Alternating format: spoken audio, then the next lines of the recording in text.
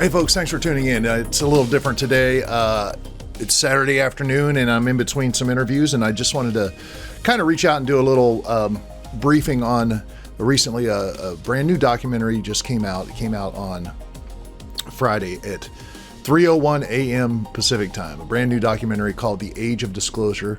Lays out claims, basically everything that was laid out already know. It's, claims that the most direct acknowledgement yet. It claims it's the most direct acknowledgement yet about UAPs, biologics, crash retrievals, decade-long government legacy program, that all these things are real, not speculation, not rumor, but openly stated by top officials. So that's basically what the documentary was about. It's on Amazon Prime, $24.99, whatever it is. I know some people are not going to get it.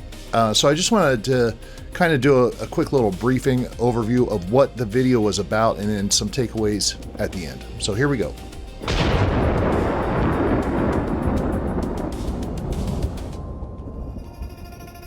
Now, obviously, this is not a full episode of the Ryan Files. It's not a guest interview. It's not a deep production breakdown or anything.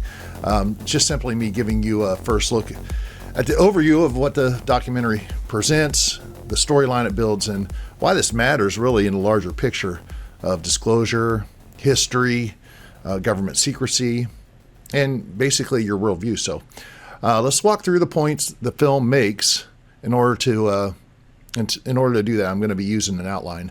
And in the end, like I said, my personal takeaways from this are just mine, but I thought I'd share them with you. I encourage each of you to kind of take away from it yourself. And I encourage you to watch it. It's pretty interesting, especially if you're not in the know about some of this stuff. Documented by a number of actual people, from lawmakers to people in government agencies, well-known people that you probably will run into. I'm not going to mention any names of any presidents or currently elected officials because YouTube doesn't like that. So from that standpoint, you will have to watch it yourself. But this is just about kind of what was in it, where I land through filtering it, weighing it against faith, reason, and reality. So let's get into it. Now, right out of the gate, UAP and aliens are real. That's the big thing, the big takeaway you want. UAP and aliens are real, meaning the craft are real and they're non-human entities that are flying these things. This has been confirmed by top government officials worldwide. So not just in the United States. China has this knowledge. Russia has this knowledge. Everybody in the world has this knowledge, okay? It was interesting that right out of the gate, one early point that they made was that within the federal government of the United States, some religious groups or people said it was demonic, and they were blocking access from us investigating it or disclosing it. And it was pretty evident early on that the film message was, it's not demons, though they never explain how they know. And I tend to agree that it's not demons, but we'll talk about that in a little bit. Then they get into the legacy program. The legacy program is basically something that originally dates back to the 1940s. 47 was Roswell. It's a government program operated in secrecy. It's been operating for decades, and it's basically about confiscating crash retrievals, reverse engineering technology.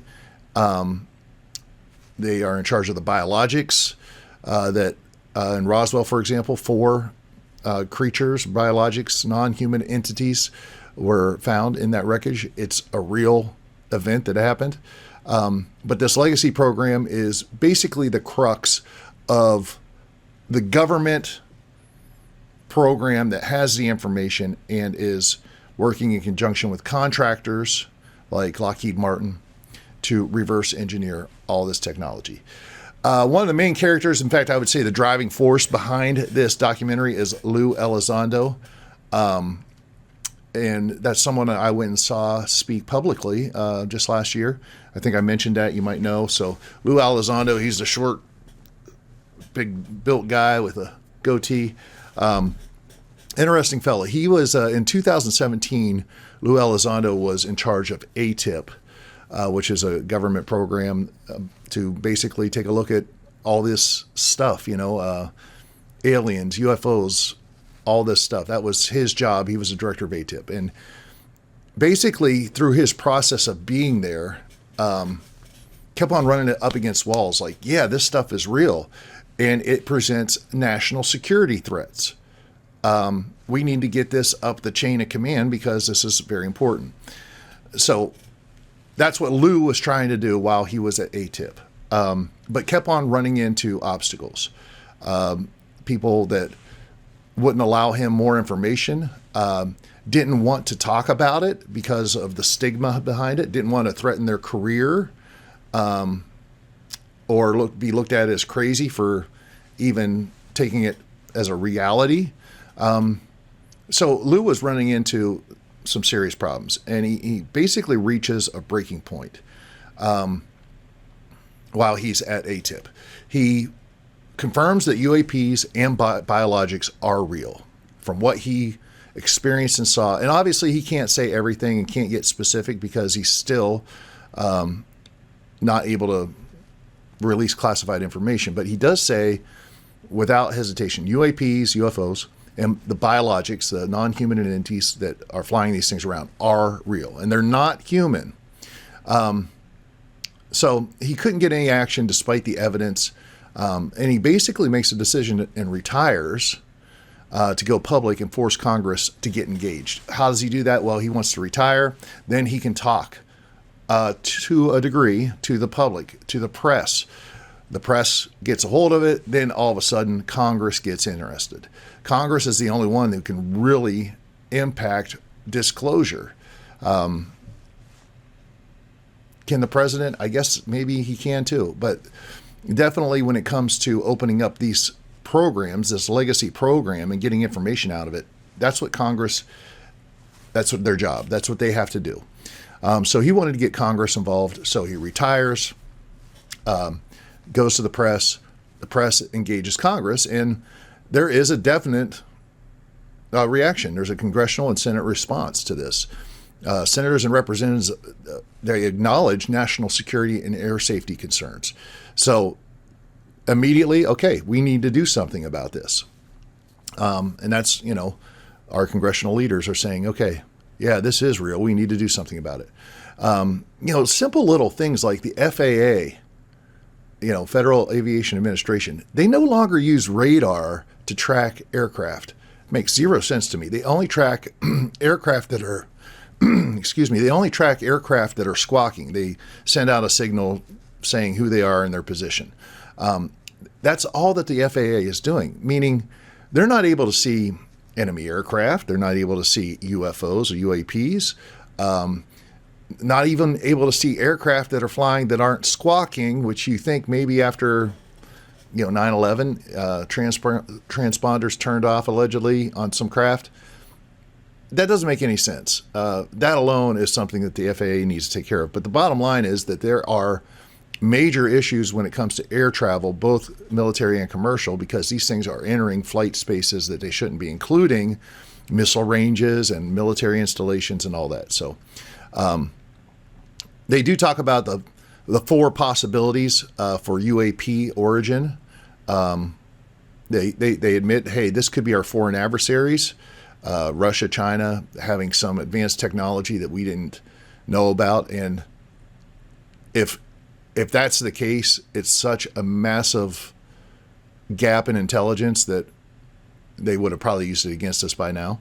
That's probably not the case. Counterintelligence, meaning in some way, shape, or form, these are being used to draw you off the trail of something else. And then there's the possibility that it's interdimensional or extraterrestrial beings, or a combination of all those other three. So that's kind of like the four places where they think these craft and beings come from. Lou Elizondo really, and this is interesting, he pointed out 6 observables about UAP across the board. These 6 observables are important. Hypersonic speeds, a jet fighter, I think 47,000 miles an hour, or 4,700 miles an hour is, I think, the fastest craft we have. I think it's right around 4,000-ish miles an hour. These things are moving at hypersonic speed, 40,000 miles per hour plus in speed. Number two, instantaneous direction change. You've seen the videos where it's here, here, here. And these are happening at velocities that would, number one, tear up biological material. Human beings, we could not stand the G-forces of that. And number two, most of our own equipment, if you had a drone, unmanned drone, that was able to travel at those speeds, it would tear it apart just from inertia. So these are capabilities that we obviously just don't have. Low observability is another thing. There's no exhaust, no contrail behind them, no indication of propulsion, no sonic boom when they break the sound barrier. And then just visually, they're not always clear. So low observability is the third thing. Fourth thing is their transmedium travel vehicles, meaning they can travel from space, through air, through our atmosphere, and through water. Just boom, boom, boom, all at the same time without any kind of restriction. And it kind of lends itself to frictionless travel. Anti-gravity behavior, obviously. They've got records of these things. And obviously they're traveling some sort of anti-gravity. They're able to just hover in space. They don't have any propulsion that we can see.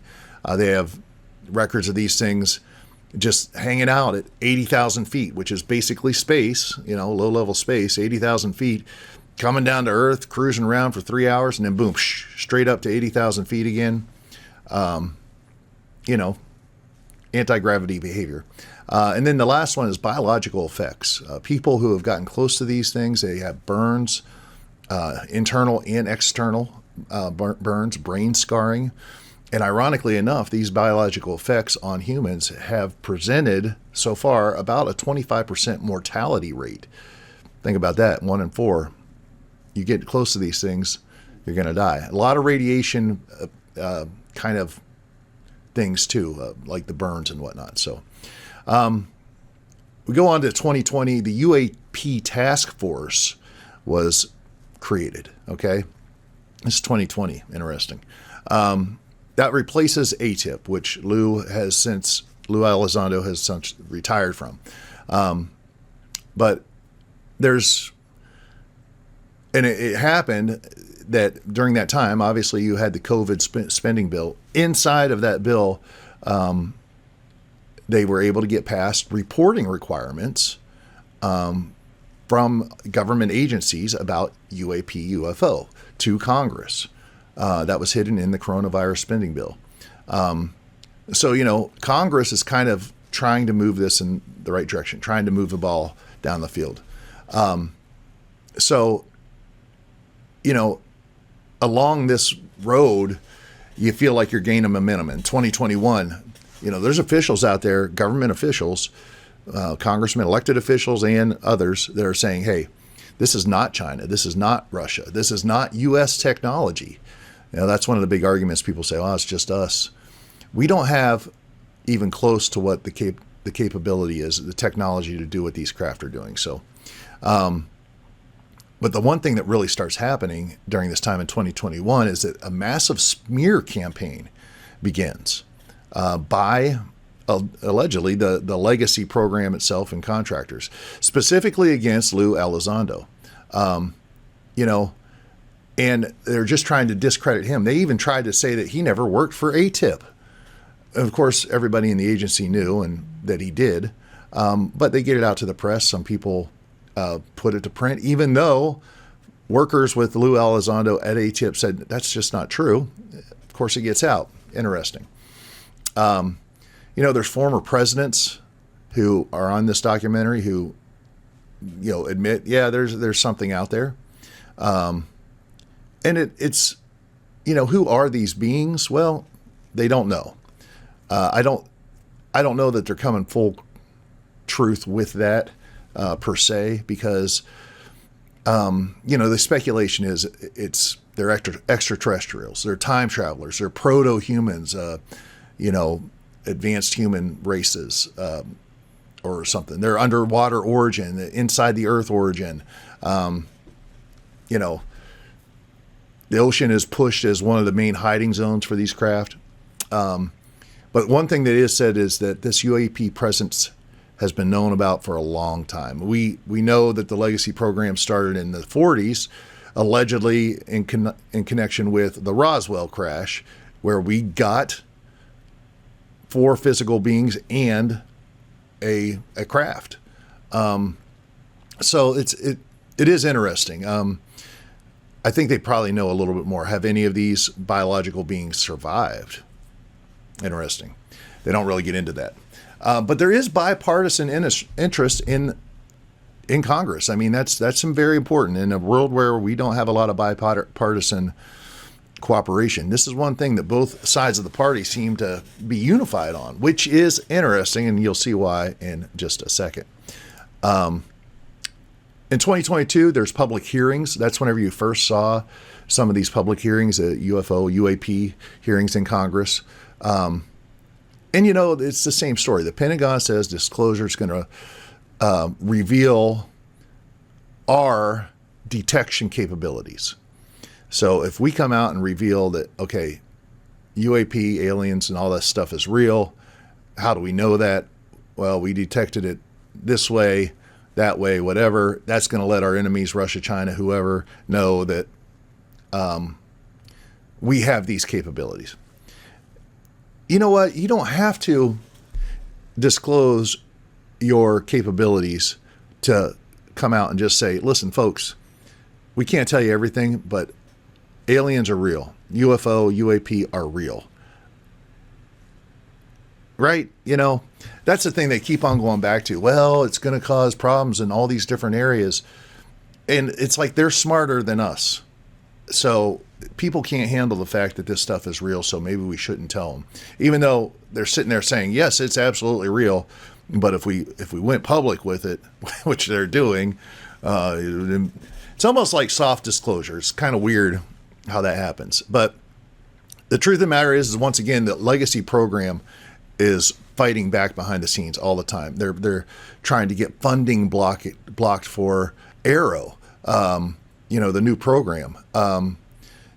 And their hidden hand is just becoming more and more obvious. And because it's becoming more and more obvious, it's becoming more and more obvious where it's coming from. All right. And to understand the Legacy program a little bit better, you got to understand there's 4 main components to the program. The CIA, which is kind of in charge of the oversight over the whole program. And crash retrievals and whatnot. They're kind of like quarterbacking the whole situation. The United States Air Force is a rapid deployment and classification part of this. So the United States Air Force, allegedly, anywhere in the world can be there within a very short period of time to collect any crashed vehicle, take it, and then boom, classify it. All right? So that's why you never hear about it. Hear about a lot of different things. And keep in mind that the United States is not the only ones out there with these kind of rapid deployment forces. China, Russia, again, many others have this because the technology is invaluable. Whoever gets it. And listen, it can be in something that goes down in, international waters, but it can also be something that goes down in another country, and whoever gets there first gets it. So obviously this behind the scenes war is happening to get these craft.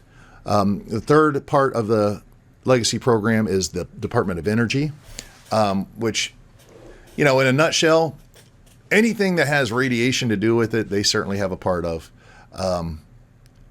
Obviously energy. But what's very interesting about the Department of Energy is, apart from the normal government, they have their own classification system. So something that is classified in regular government can be seen by certain people in regular government who have their own classification system, who have the ability to read certain classified documents. The Department of Energy is different. You have to be in that department and at a certain level to read their classified information. So once again, a different classification system that is available to fewer and fewer people. And the final part of the legacy program, and probably one of the most important parts, is the defense contractors. Again, we're talking about Lockheed Martin, Jet Propulsion Labs, all these places, a lot of them out in California, who are developing, our fighter jets and everything else. But they're the ones who are reverse engineering these craft. Okay. So, and the reason why that is obviously because they are, public companies. They're not government companies. They're contracted by the government, but because they're a public company, Freedom of Information Acts to find out about this stuff don't apply to a public company like, Lockheed Martin, for example. So they can keep all this reverse engineering and what they're working on hidden. All right. In terms of the species, that are out there, some claim that there's up to 4. Some say 2. But the one person said we know of at least 4 different species of these non-human biologics. So we're not just talking gray aliens. We're talking about maybe 4 others or 3 others. But one species for sure reportedly communicated with the legacy program at some point, which is interesting. So communication with our government. And they also really emphasized this secret war that's going on. Again, there is a global race to retrieve non-human craft, no doubt about it. The winner gets world-changing technology. So you can imagine that behind the scenes, there's some pretty gnarly stuff going on. We know for a fact that the Soviets retrieved in 1989 a huge Tic Tac, 4 biological beams, and allegedly a directed energy weapon. China is a primary competitor as well. And if you think back to like the Manhattan Project, for example, we had to keep the Manhattan Project secret, but obviously Germany was trying for it, Japan was trying for it, all at the same time. But whoever won that, whoever got the nuclear bomb first, wins. And I mean, it literally allowed the United States to become the superpower of the world for the next, however many years. So it's kind of got that feel to it, this race, but it's hidden because nobody really is allowed to know that this is a real thing, that, these alien craft are crashing and they have remarkable technology that we're trying to reverse engineer. The documentary says that presidents have been kept ignorant intentionally over the years, which again, just, everybody thinks the president should know, but the problem is that there are these people in the legacy program who have been there for 30, 40 years or longer. Well, a president's there 4 years and gone, or a senator's gone, there for a short time and gone. These elected officials that could have an impact on it are not there long enough to learn about it and then to be able to do anything about it. And there's also other reasons which we'll get into. There is definitely information about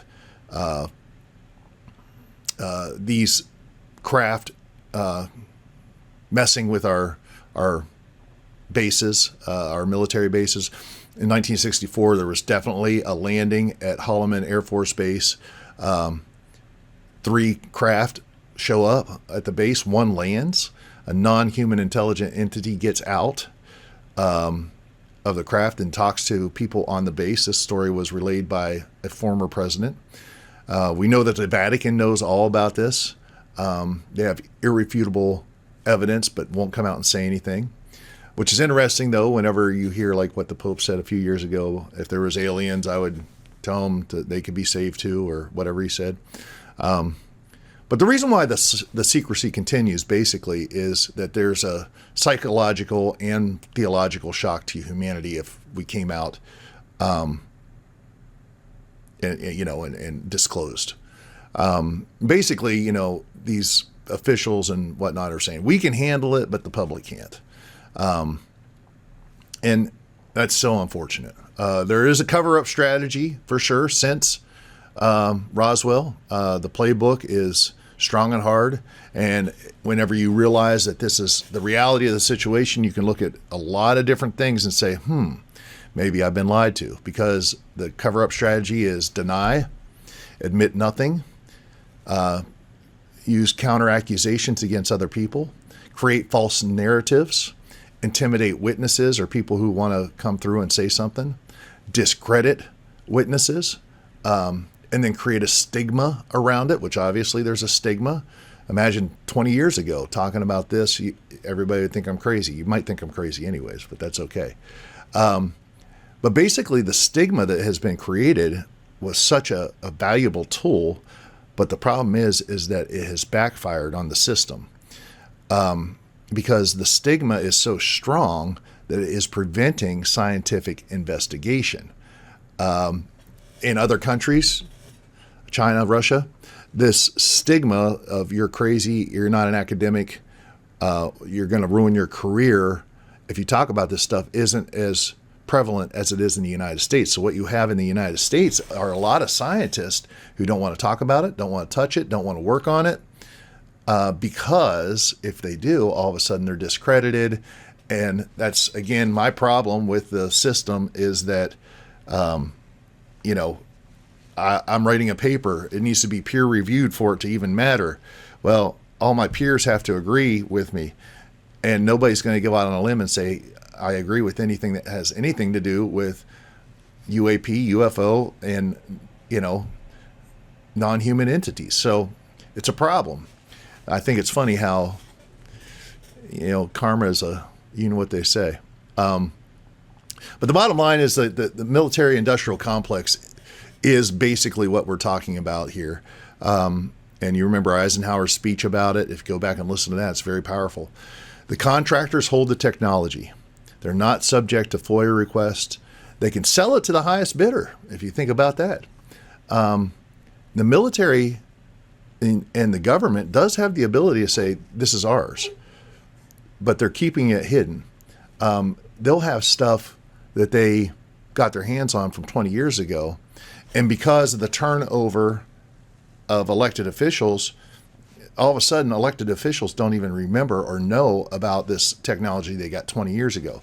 Well, then what happens? They come out and say, we developed this on our own, even though it is reverse engineered.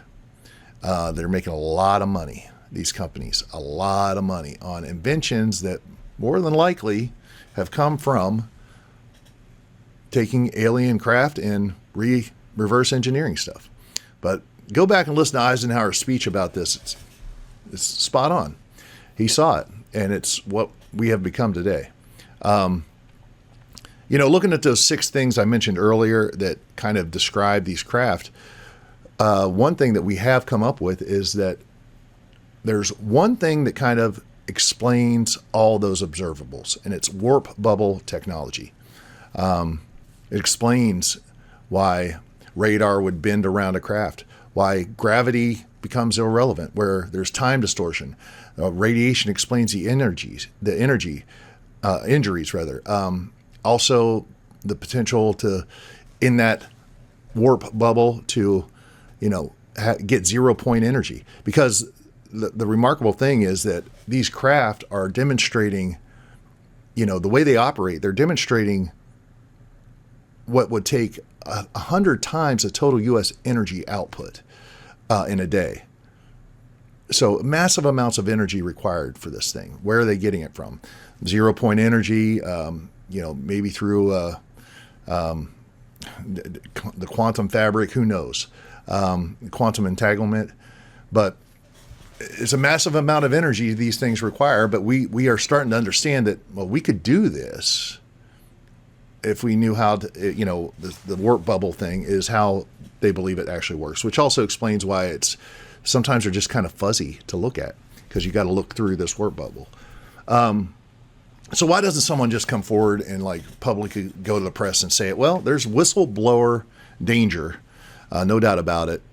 Death threats, massive. You wouldn't think so, right? But yeah, these are real things that they talk about. Extreme measures discussed against Elizondo and David Grush, that there's a committee of, I think it was 27 people, in our government who basically said, should we use extreme measures to take these guys out because they're talking so much? And allegedly it's happened before, where our government has, according to Lou Elizondo, has taken people out. No judge, no jury, just you're an inconvenience, you're gone. So anyways, through all this, there's been more and more disclosure momentum with Graves, Grush, David Fravor, their testimonies. Seen the videos with the Tic Tac and the Go Fast and all that stuff. And what's interesting is that through all this, out of nowhere, like NASA, for the first time is beginning to study UAP. Why? Just recently, wouldn't you think, right? NORAD admits to their inability to defend against these craft. We don't have the technology in place to have any response. This is all stuff that's coming out now. And it's important that it does come out for those reasons. The problem is we don't really understand the intent of these non-humans. It's obviously, out there that they're monitoring nukes, energy development, nuclear sites, any place where radiation is a factor, you can find them. Also military bases. We often wonder, are they observing human violence? But we do know that they can disable us at will. No doubt about it. They can disable our nuclear weapons from a distance. We can do nothing about it. And, that Reagan quote, very compelling when he talks about, I wonder if, all the world would come together if we realized that there was another species of alien out there, where we had to come together as a world against it. And I wonder if he knew more when he said that, because I think he did. So the bottom line is all of this soft disclosures led to the attempt to get the UAP Disclosure Act signed. It's a bipartisan bill. It would reclaim materials from contractors to the government, but it's being blocked by lobbyists, which is really sad, because the truth of the matter is that these companies, these aerospace companies who are developing the technology, have a ton of money, and guess what? They're paying off all the elected officials to not vote to pass this Disclosure Act. And it's really sad and frustrating to see. Again, it's a bipartisan thing. I get it. Maybe someone from California, from Southern California, or, in their district is where Lockheed Martin is. Maybe Lockheed Martin says, hey, we don't want you to vote for this because that's going to hurt our company. And so that person doesn't vote for it. I understand that. But why are there other people not voting for this? Well, they're getting paid off. And that's a real problem with our government. And I think that donations like that should be disallowed. There's so much of it between social media companies and just the lobbying have a real problem with it. Anyways, the film's conclusion basically is that the fuse is lit. The public's ready. This would require the greatest paradigm shift in the history of humanity, no doubt about it.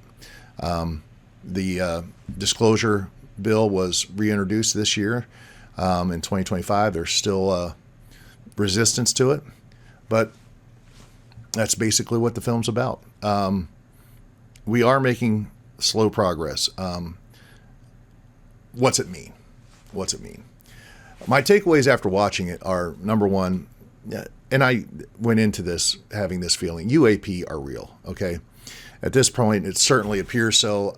I've never seen one myself. And yes, theoretically, anything could be fabricated. All these videos could be fabricated.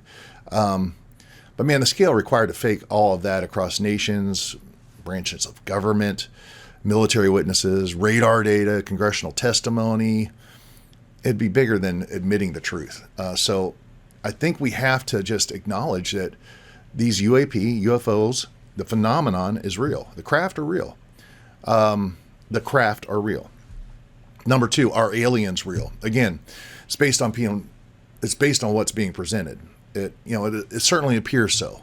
They're saying non-human entities. Of course, I've never seen one again. There's a lot of people who want to say everything's a psyop. This is a psyop. That's fine. For me, the existence of non-human intelligence seems to be real. I tend to believe it. Non-human intelligence doesn't mean from another planet, per se. But let's not talk about origins. Let's just talk about the beings. I believe they're real. So there you go. And I believe that they're real, and they have an advanced technology that they're utilizing that we don't have. So number three, where did these beings come from? The documentary doesn't really know. But I did notice something important. They went out of their way once again to dismiss and kind of almost mock the idea that the phenomenon could be demonic or spiritual in nature. They even said, there was a quote in there where I couldn't believe this guy was putting his religion ahead of national security. Interesting comment. That's a red flag. When someone insists something can't be spiritual, that's usually a sign that spiritual components matter. I'm just saying. And again, I don't know. But I do believe that there could be a spiritual component to it. It's certainly interdimensional. Number four, whatever these craft are, the technology is real. Governments, contractors, interdimensional entities, whatever the source is, the technology capability is beyond what the public has been told is possible. So a lot of people want to say, well, it's our governments. If it was our government, I believe that you'd also see this in other governments, China, Russia. If one of them got ahead enough, I think they would utilize it. I don't think we've seen that happening. I believe that there is technology that we're not aware of that has been reverse engineered, but I do believe that it is being reverse engineered from something that's not human. All right. It's hard to discern what's true, folks. Personally, I had this revelation. It's not really a revelation. I was just like, man, it's really hard to know what's true in this space. And, the only source of truth I know of, the one thing that I can just ground myself in and say, okay, I know this is true, is the Bible. All right. If aliens from other planets were going to enter the storyline, of humanity, I believe that Scripture would have pointed clearly to it in some way, shape, or form. And that's the thing. In some ways, I believe that maybe it has. We're talking Genesis 6, fallen angels, the Nephilim, hybrid offspring, genetic manipulation, forbidden technology. It's all there in the Bible. And Jesus said in the end times, it's going to be, in the end times is the same as it was in the days of Noah. Well, what was happening in the days of Noah? Fallen angels, the Nephilim, hybrid offspring, genetic manipulation, forbidden technology. It's all there. They were tampering with flesh. Could these so-called extraterrestrials simply be a continuation of that same lineage and activity? We talk about it all the time on the Ryan Files, how bloodlines matter. So it is kind of fascinating because I think that is absolutely possible. Do I completely understand it? No. But I do believe there's some truth there that's in the Bible that can be potentially connected. So, and listen, I don't claim to have any of the answers. But I'm not going to swallow everything the documentary tells me either. I'm not going to deny the elements that clearly appear to be real. In some ways, all this ultimately connects back to Scripture, though, I believe. And just because Lou Elizondo or anyone else says people are crazy for considering a spiritual component doesn't change the reality that deception is a theme of the end times. It is. There's something called the Great Deception. Who knows? This might very well be a part of it. So anyways, that's my first look reaction to the recent release of this interesting documentary. Why now? Why now? It's very interesting, though, that it did come out on the platform it came out on, and to have someone like Lou Elizondo talk about it, and all of the prevalent people in, the current and past administrations. Pretty big piece of, you might call it propaganda. You might call it, I don't know, man. But the fact that it came out, there's a reason behind it. You can be sure of that. So The Age of Disclosure, you can check it out. I hope you enjoyed this kind of outline on it and some of my viewpoints. And as we go along, we'll probably be talking a little bit about it more and more in upcoming episodes. So just kind of wanted to give you the groundwork for that. And I hope you enjoyed this. If you did, share it with some friends and whatnot. I appreciate you guys. I will see you on Tuesday for the next episode of the Ryan Files. We're rocking, baby, and it's because of you. Thank you so much. Have an awesome day. Talk to you soon.